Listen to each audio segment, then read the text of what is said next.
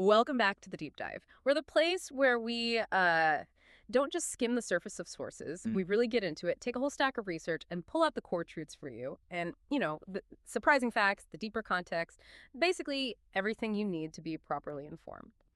So today our focus is on someone many of you will know, or at least know of, Cassandra Brené Brown, a real modern academic phenomenon. Our mission for this deep dive, well, it's pretty ambitious, actually. We want to synthesize her whole career path, trace it right from her roots in, rigorous social work academia, define those core ideas everyone talks about, shame, vulnerability, courage, and really analyze how she pulled off this, frankly, almost impossible thing, translating really nuanced academic data into a massive global cultural movement. Just to set the stage for you, think about the sheer scale of her reach. I mean, she's not just a successful author. She's got 6 #1 New York Times bestsellers under her belt, and that famous 2010 TEDx talk. It's consistently in the top 5 most viewed TED Talks ever, Yeah. globally. It's just a huge cultural footprint. And it's all built on social work principles. Exactly. And that translation piece, that's the really fascinating part, isn't it? That jump from, well, maybe not the lab bench, but the interview room in her case, right onto the global stage. That's what we need to unpack. Yeah. I mean, you're looking at a tenured research professor, someone who took concepts that, let's be honest, are often seen as a bit soft or maybe too subjective. Yeah, like shame, empathy. Right. The mechanics of shame, Yeah. what empathy actually requires, and she made them essential, like really applicable knowledge for literally everyone, CEOs, parents, you name it. She really sits at this unique intersection, academic rigor meets accessible emotional intelligence. And we're going to show you the research that makes her platform so authoritative. Okay, so let's definitely unpack that. Because, before all the bestsellers and the Spotify deals and the Netflix specials, this was a career built in the trenches, you could say. The often unseen work of professional social science. So we really have to start by establishing her deep roots, these unshakable foundations in academia and social work methodology. So, Brené Brown. Born Cassandra Brown, eldest of 4 kids, San Antonio, Texas. Family moved to New Orleans later, but it's her education all in Texas that really dictates the lens she uses for her research. That's key, right? Absolutely key. She's not coming at this from, say, clinical psychology primarily, or she's not just a motivational speaker who's sort of found research later. No, her core identity is as a social work researcher. Right. So walk us through that track. Okay.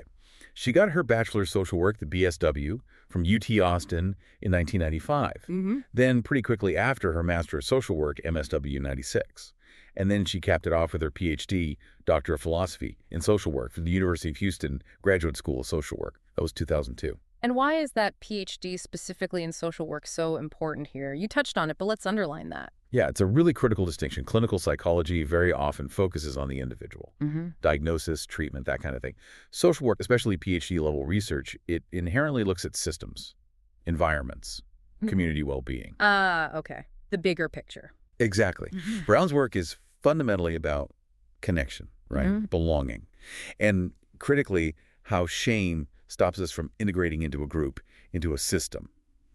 That is classic social work perspective, looking at the environment, the relational dynamics, not just what's going on inside one person's head. That makes sense. And you can even see that focus way back in her dissertation title, can't you? You absolutely can. It was accompagnar, a grounded theory of developing, maintaining, and assessing relevance in professional helping, from 2002. Acompañar, that word stands out. It really does. It's Spanish, meaning to accompany or to walk with. And just that word choice tells you so much about her early focus. It's about the professional helper needing presence, needing relational depth. You can see the seed right there for all her later work on empathy and connection. It started with how professionals show up for others. And the methodology she used, grounded theory, that sounds important, but maybe a bit academic. Can you break that down for us? What does it mean in practice, especially for studying stuff like shame? Yeah, it's crucial to how she built her ideas. Grounded theory is, well, it's an inductive approach, qualitative. So unlike quantitative research, where you start with a theory, a hypothesis, and then you test it with numbers. Right, like a drug trial or something. Exactly. With grounded theory, you start with the data itself. Systematically collected data interviews are huge for her, conversations, observations. And you build the theory out of that data. You don't go in with a structure you expect to find. The structure emerges from people's actual stories, their lived experiences. Okay, so the theory is grounded in the data. Precisely. And you can see why that was perfect for studying shame and vulnerability, right? Yeah. Because you can't just measure shame on a scale of 1 to 10 easily. You really can't. How embarrassed is someone? How much shame do they feel? It's deeply subjective. So she had to collect just thousands of stories and then look for the patterns, the common threads, the shared ways people talked about these feelings. Her academic rigor, it comes from her ability to take this massive amount of qualitative data, stories, narratives, and synthesize it, turn it into reliable concepts that actually define what courage looks like or how shame operates. And that's what allowed her to move from just theory to actual practical application later on. That's the bridge. That methodology gave her the confidence in her concepts. And it's not like she just did the research and then left academia behind. She's still very much connected, isn't she? Oh, absolutely. Deeply connected. She holds the Huffington Foundation's Brené Brown Endowed Chair at the University of Houston's Graduate College of Social Work. That sounds prestigious. It is. And it's not just a title. The Huffington Foundation put serious money behind it, like $2 million over 4 years, starting in 2016. The goal was specifically to ensure that Research Chair could keep guiding social work students in this exact methodology, grounded theory, and applying it directly to these tough, modern issues. Vulnerability, courage, shame, empathy. She's actively training the next generation in her field. That says a lot about her commitment and how her work is valued within academia itself. But what's also really interesting is how that academic influence stretches beyond social work now. She's also a visiting professor in management at UT Austin's McCombs School of Business. Yeah, and that McCombs appointment, that's the perfect illustration of the translation we talked about earlier. It shows how she successfully took these core ideas about human behavior rooted in relational health, remember, and applied them directly to the world of business. Organizations, leadership. How so? What's the link? Well, think about internal human stuff, like the fear of failure in a team, or the need for psychological safety to speak up. She showed exactly how those internal dynamics play out in external professional structures, in meetings, in project outcomes, in innovation, or lack thereof. Ah, okay, so the internal impacts the external structures. Directly. Her academic rigor, that foundation in social work research, is what gives her the credibility, the authority to walk into a Fortune 100 company and say, look, here's why your teams might be struggling to innovate. It comes down to vulnerability and shame. Okay, so we've got the foundation, the deep roots in social work research, the grounded theory method. Now let's get into the meat of it, the actual concepts she's famous for. We hear these words all the time now, vulnerability, shame, courage. But what do they actually mean based on her, 2 decades of research? Let's define the terms as she uses them. Her entire body of work, you can pretty much boil it down to exploring what she calls the Big Five research topics. The Big Five. Yeah. Courage, vulnerability, shame, empathy, and leadership. And she uses these 5 pillars, essentially, to figure out how human connection works. And, maybe more importantly, why it so often breaks down. In our personal lives, our work lives, everywhere. Okay, so where do we start? Which one is the key? You absolutely have to start with shame. That's the linchpin for understanding almost everything else she talks about. All right, so how does Brené Brown define shame? She defines shame as this intensely painful feeling, or it could be an experience, of believing, deep down, that we are flawed. And because we're flawed, we're therefore unworthy of love and belonging. Wow, that's heavy. Unworthy of love and belonging. It is. It's the fear, basically, that if people really knew us, the real messy us, they'd reject us. They'd turn away. Okay. And she makes a big deal about differentiating shame from guilt. A Right? huge deal. And this is critical for you to grasp. Guilt, she argues, is actually constructive. It's feeling bad about something you did. The focus is on the behavior. I did a bad thing. Right, like, oops, I broke that vase. Exactly. Whereas shame is destructive. It's feeling bad about who you are. The focus is on the self. I am a bad person. I am a vase breaker, inherently clumsy and awful. Ah, I see the difference. Behavior versus self. Precisely. And her research shows this distinction has massive consequences. Guilt, if you handle it right, can actually motivate you to change, to apologize, to make amends. It can connect you back. Shame, on the other hand, it does the opposite. It drives hiding, blaming others, avoidance. It corrodes connection. It makes you want to disappear. That difference, I did versus I am, that feels really profound. Okay, so if shame is this huge barrier, this corrosive thing, then her next big concept, vulnerability, must be the way through it. That's exactly how she frames it. Vulnerability is the antidote, but it's also the prerequisite. She defines vulnerability as uncertainty, risk, and emotional exposure. Uncertainty, risk, emotional exposure. Yeah, It's not about winning or losing. It's simply about having the courage to show up and be seen, even when you have absolutely no control over the outcome. So like asking for that raise or saying, I love you first. Perfect examples.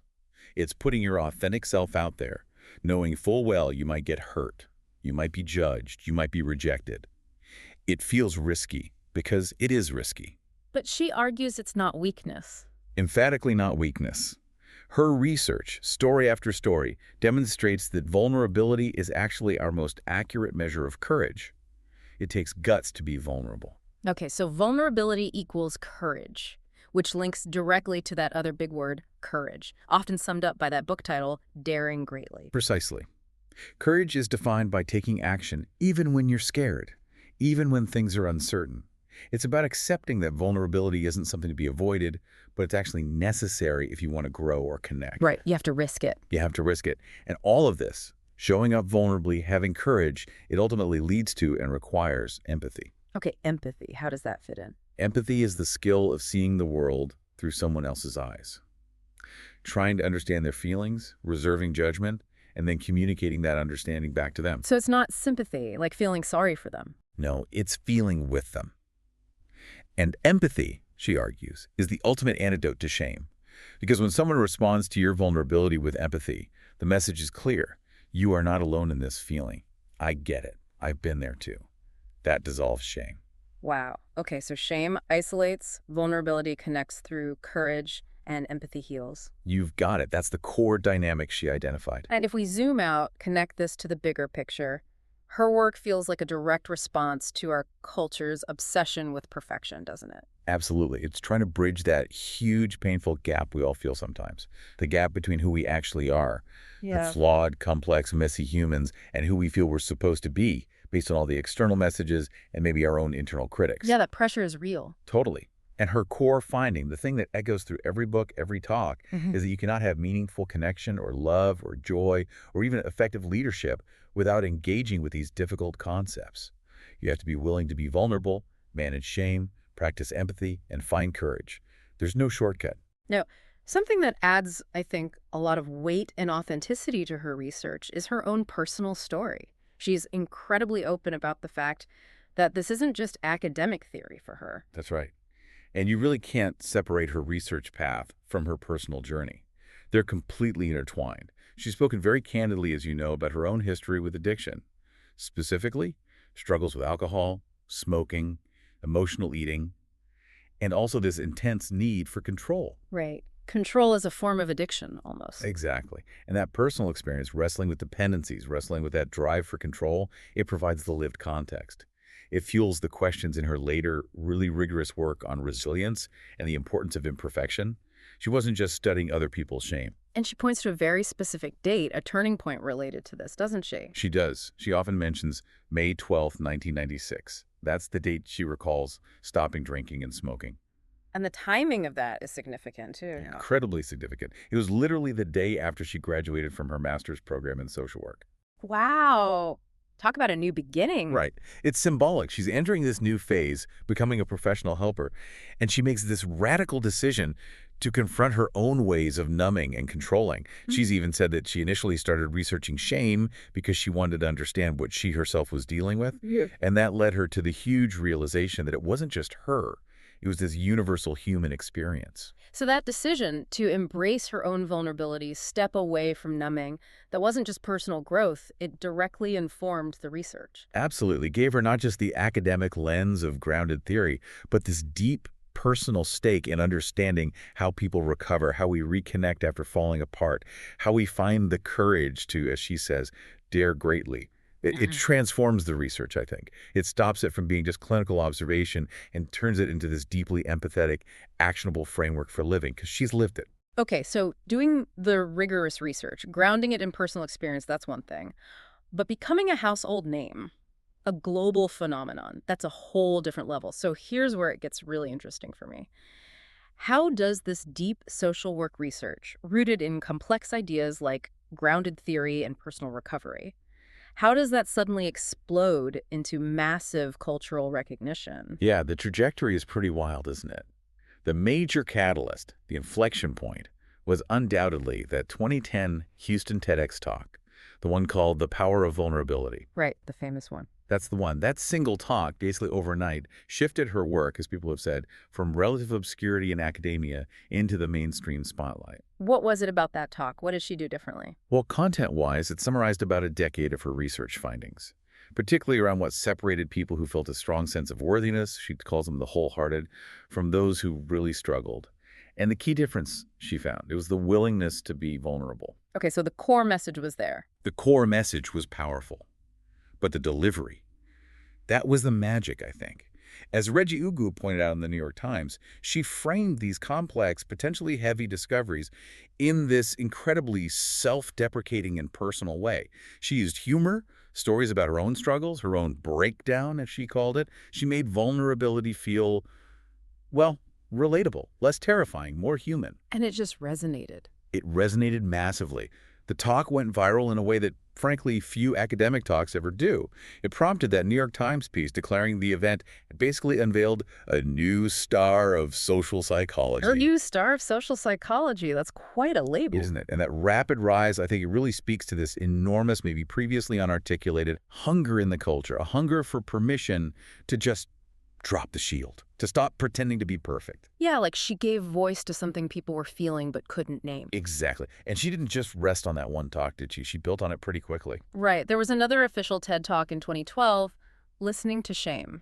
Yes, and that one was crucial too.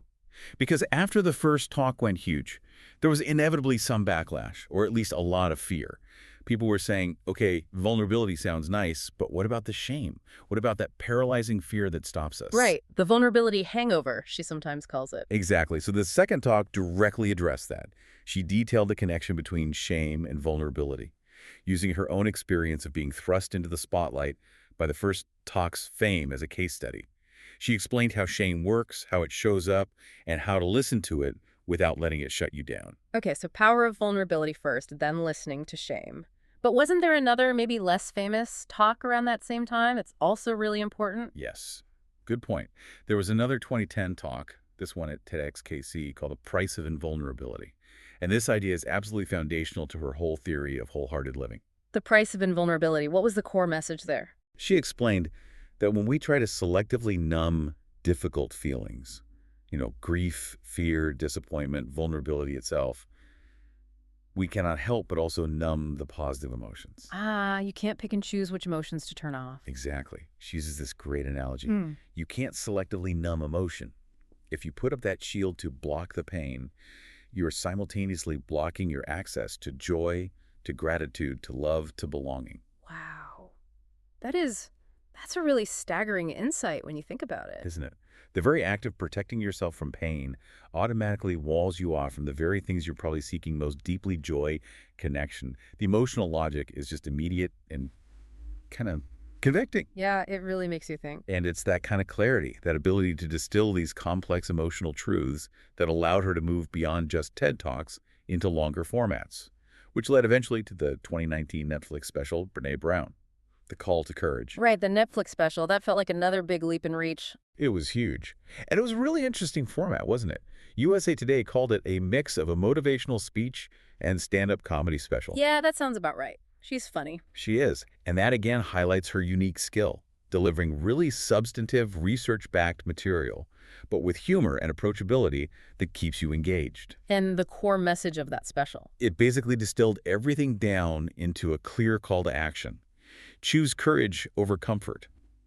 She directly equated being brave with being vulnerable, arguing that vulnerability isn't the obstacle, it's the pathway that opens us up to love, joy, and belonging, precisely because it forces us to show up authentically, be seen, and connect more deeply. It was like taking 2 decades of research and giving you a 90-minute roadmap for emotional leadership in your own life. And that influence obviously didn't just stay on our screens at home. Her authority translated directly into the corporate world, into consulting. Oh, absolutely. That public platform gave her enormous credibility. She started regularly working as a keynote speaker, a consultant, doing private events for businesses. And she was taking these social work principles, these ideas about shame and vulnerability, and applying them directly to how organizations function. We know she's spoken at some major places, right? Yeah, big names. Mhm. Companies like Google, Disney, places grappling with how to foster innovation, creativity, psychological safety, things that require people to feel safe enough to be vulnerable, to take risks. And she's also connected with more sort of intellectual organizations, Yeah. like Elaine de Botton's School of Life, which shows how these principles of human connection really apply across all sorts of different landscapes: professional, personal, philosophical. So this ability to translate, I mean, we keep coming back to that word, but it's key, isn't it? Taking this complex qualitative research and making it accessible, making it digestible for a mass audience, that's arguably the biggest driver of her huge cultural success. It really is. She didn't just stay in academia or just do talks. She became this incredibly prolific author and producer, proving, really, that deep academic ideas can fuel mass-market bestsellers if you do it right. And the numbers speak for themselves. As of 2021, she had 6 Poundum, 6 #1 New York Times bestsellers. It's an incredible run. And if you look at them chronologically, you can almost track the evolution of her thinking, right? From the very personal to the more organizational. Absolutely. Let's walk through them quickly. It's useful. First was The Gifts of Imperfection in 2010. That really focused on wholehearted living, embracing imperfection not as a flaw, but as a source of strength and connection. Very personal focus. Right, that felt like the foundation. Then Daring Greatly in 2012. This is where the vulnerability concepts really took center stage and started shifting towards broader application. And that title, Daring Greatly, that's from somewhere specific, isn't it? Yes, it's important context. It's directly from Theodore Roosevelt's famous 1910 Citizenship in a Republic speech, the man in the arena part, given at the Sorbonne in Paris. Ah, so she's deliberately linking vulnerability to this bigger idea of civic courage, of showing up in the world. Exactly. It gives it a weight beyond just personal feelings. And Daring Greatly got a huge boost when she discussed it with Oprah Winfrey on Super Soul Sunday in March 2013. That really catapulted her into the mainstream. Okay, after Daring Greatly. Rising Strong came in 2015. If Daring Greatly was about putting yourself out there, Rising Strong was about what happens next. How do you get back up after you fall, after the vulnerability doesn't go well? The process of resilience. Exactly. She outlined this 3-stage process. The rumble, which is like reckoning with your emotions and story. Yeah. The brave effort, owning that story. And the revolution, changing how you live based on what you learn. Then Braving the Wilderness in 2017, that one felt a bit different. It did. It tackled belonging. Specifically, the difference between true belonging, which might mean standing alone sometimes, versus just fitting in, standing in your truth, even when it's uncomfortable or unpopular. And then she moved explicitly into leadership. Yep. Dare to Lead in 2018. This was her first book aimed squarely at the corporate and organizational world, taking all the previous research and saying, point blank, courage is a skill, and it's the absolute prerequisite for effective, daring leadership. And finally, the most recent big one, Atlas of the Heart in 2021, which felt like a massive project. Oh, it was a huge undertaking. And arguably, it's the culmination in many ways of her work on translating research into practical tools. What was the specific goal with Atlas of the Heart? The stated goal was really clear: help people expand their emotional vocabulary. Her argument is that most of us have shockingly limited language for our feelings. Like we just say, I feel bad or I'm stressed. Exactly. When maybe what we're really feeling is disappointment or grief or envy or shame or overwhelm, all very different things requiring different responses. So her team literally worked to map out, define, and differentiate 87 specific emotions and experiences that she believes underpin meaningful human connection. 87. That's incredibly detailed. It is. It moves beyond just understanding the big concepts like shame and vulnerability, and gives you the actual words, the precise language to articulate your inner world. She compares it to giving people a better map or GPS for their emotions. Her core belief here is that emotional literacy, being able to accurately name your feelings, is fundamental. If you can't name it, you can't really understand it or manage it effectively. And knowing the names helps you realize you're not alone in feeling that way? That's a huge part of it too. The book provides the map, but also the reassurance that these complex feelings are part of this shared human experience. Now, beyond her own massive bestsellers, she's also been involved in collaborations, hasn't she? Applying her work in different contexts. Yes, and this is really important for seeing how the social work perspective, looking at systems in specific communities, remains central. She contributed advice to Tim Ferriss's book, Tools of Titans, which is interesting.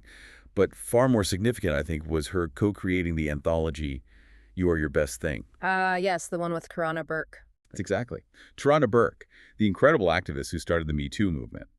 They co-edited this anthology, subtitled Vulnerability, Shame, Resilience, and the Black Experience. That sounds incredibly powerful. It is, and it really showcases Brené's commitment to applying her theories not just generally, but to specific, profound societal issues and lived realities.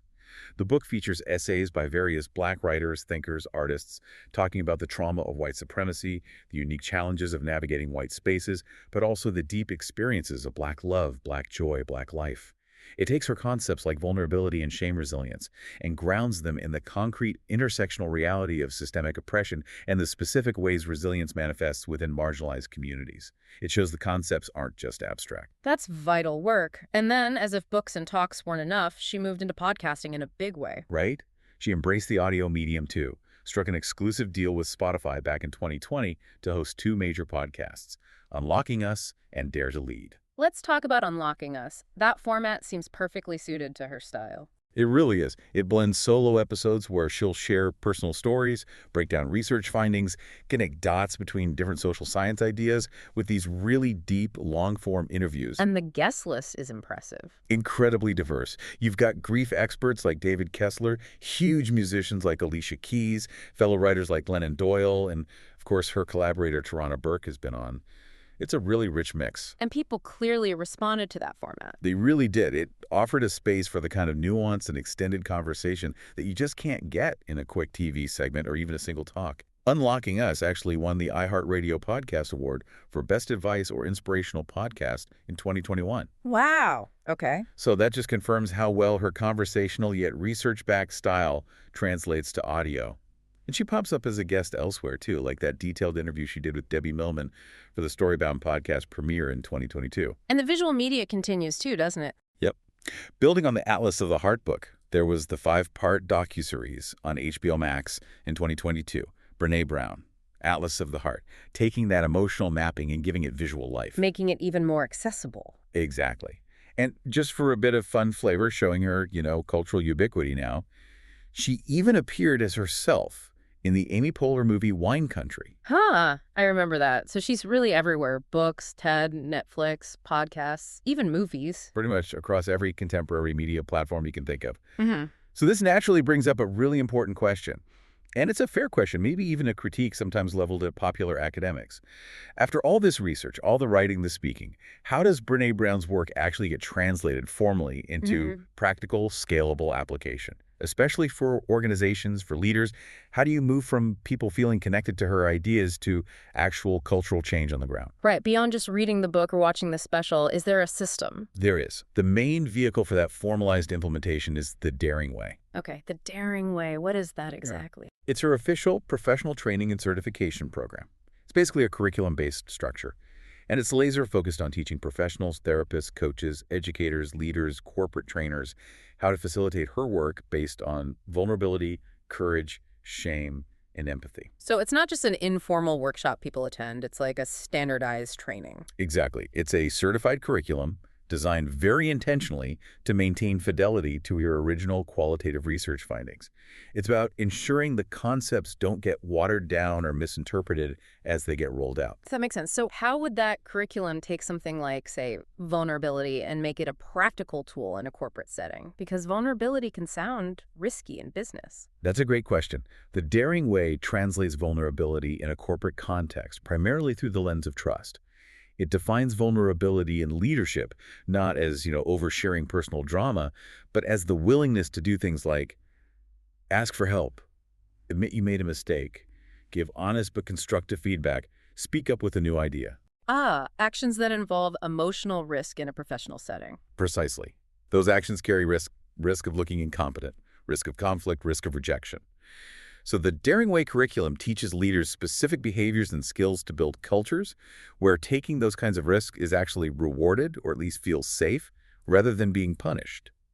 It uses vulnerability as a key indicator, a metric almost, for psychological safety and trust within teams. She has a whole framework for this called the Anatomy of Trust, built around concepts like boundaries, reliability, accountability, etc. BRAVING is the acronym. Okay, braving. That sounds very structured. So this formalized training, plus her ongoing roles at University of Houston and McCombs, that's basically her structure for defending the rigor behind the mass market appeal. I think it has to be, yeah. And it directly addresses that potential academic critique you sometimes hear. Whenever you take really nuanced qualitative research built on thousands of individual stories and you generalize it into broader advice or frameworks for the mass market, there's always a risk, right? A danger of flattening the complexity, oversimplifying things. Sure, turning it into sound bites. Exactly. Mm. But Brown seems very aware of this. She defends her approach by ensuring that the application through the daring way, through her consulting, stays firmly rooted in the specific findings from her grounded theory work. And the fact that she maintains those serious academic appointments, like the endowed chair, it shows that her peers within academia recognize her success in bridging that difficult gap between rigorous research and broad accessibility. They see the value. And she certainly received a lot of recognition for both sides of her work, the academic and the public influence. We should probably touch on some of those honors. Definitely. They paint a picture of her impact over time. Well, even back in 2009, locally, Houston Woman magazine voted her one of the city's most influential women. So the impact started close to home. And within the university itself, she's received multiple teaching awards, like the Graduate College of Social Work's Outstanding Faculty Award, which really highlights her commitment to the academic side, to mentoring students. Absolutely. It shows she's respected as an educator, not just a public figure. Yeah. And then that recognition clearly expanded nationally, especially on the literary front. More recently, Atlas of the Heart won that big Goodreads Choice Award for Best Nonfiction in 2022. Yeah, Goodreads is huge. That's voted on by readers, right? Millions of readers. Yeah. So that win really proves her influence spans all the way from those focused academic circles in Houston right out to broad, popular acclaim from the reading public. Okay, before we wrap things up, we always like to add just a few personal details. Helps to kind of ground the researcher, connect them to the work. Sure. Well, we know she's married, has 2 children, and the family still lives in Houston, Texas. So she maintains that strong connection to her primary academic and research base. Keeps her grounded, maybe. Perhaps. And for anyone interested in her downtime, she apparently has some very specific sports team loyalties. Oh, yeah. Yeah, she's mentioned supporting Liverpool FC, the soccer team, Okay. and also the San Antonio Spurs in basketball and the Houston Astros in baseball. A true Texas sports fan, mostly. Seems like it. But these little details, they just help underscore the idea that her concept of wholeheartedness isn't just theory. It's integrated into a real, everyday life with family and interests. And our personal journey also includes a pretty significant exploration of faith and belonging, which seems very relevant to her work. Absolutely relevant. She was baptized in the Episcopal Church, but raised Catholic. And she speaks very openly about leaving the Catholic Church for quite a long period. But then eventually, she and her husband and kids found their way back to the Episcopal community about 2 decades later. That sounds like a journey. It does. And it mirrors, in many ways, the kind of complex long-term wrestling with big questions, belonging, identity, belief, community, that are absolutely central to her professional research. It shows she's continually living and practicing the vulnerability and the searching that she writes about. Hashtag outro. All right, so we've covered a lot of ground here. What does it all mean when you put it together? We've traced this incredible scope of Brené Brown's work, right from that early PhD thesis, Accompagnar, and her deep dive into grounded theory, through the absolute phenomenon of the TED Talks that changed everything, the 6 #1 bestsellers, all the way up to her current massive project of building this universal curriculum for emotional literacy with Atlas of the Heart. Yeah, and I think the central finding, the thing that really explains her monumental success, is how her work managed to provide language, and maybe even more importantly, normalization for these universal but often deeply hidden human experiences of shame and vulnerability. Giving people permission to talk about it. Exactly. By researching them so meticulously and then articulating them so clearly and relatably, she essentially created a pathway, a way for millions of people, leaders, parents, individuals, everyone, to move through those difficult feelings instead of being stuck by them. And that pathway leads towards more genuine connection, a deeper sense of belonging, and ultimately more courageous and effective leadership. And the sheer time commitment is remarkable, too. Over 20 years focused on these really difficult topics. It shows incredible consistency and rigor. It's not a fad. It's a sustained, deep commitment to exploring the same core questions about what it means to be human together. And maybe here's a final provocative thought for you, the listener, to chew on next time you're thinking about this stuff. We know that her really early academic work, back around 2007, was crucial in establishing her shame resilience theory, how individuals survive and recover from shame. Right, resilience. Now, fast forward. Her newest book, Strong Ground, is apparently scheduled for 2025. So you've got this almost 20-year span. From an academic theory focused on individual resilience, the ability to bounce back from shame, to this global platform focused increasingly on leadership, on guiding organizations and teams. Okay, so individual resilience to leading others. What's the provocative link? Well, consider this. How much is the ability to lead others effectively, especially in today's complex world, intrinsically dependent on a leader's own mastery of shame resilience? Is personal resilience not just helpful, but actually the absolute prerequisite for daring leadership? That relationship, personal resilience as the foundation for leading others courageously, that might be the next piece of this whole Brené Brown puzzle for you to really examine. That's a great question to leave us with. Resilience as the bedrock of leadership. Lots to think about there. Thank you so much for joining us today for this deep dive into the really fascinating trajectory of Brené Brown.